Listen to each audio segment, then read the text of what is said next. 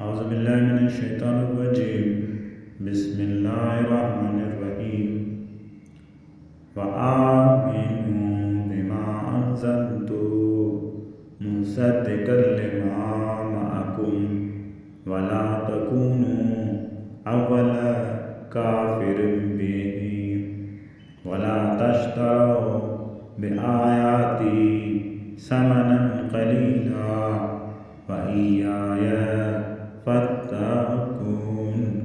صدق اللہ العظیم۔ اور میری نازل کردہ اس کتاب پر ایمان لاؤ جو تمہارے پاس موجود کتاب کی تصدیق کرنے والی ہے، اور سب سے پہلے تم ہی اس کے منکر مت بنو اور میری آیات کو تھوڑی قیمت پر فروخت نہ کرو، اور صرف میرے غضب سے بچنے کی فکر کرو۔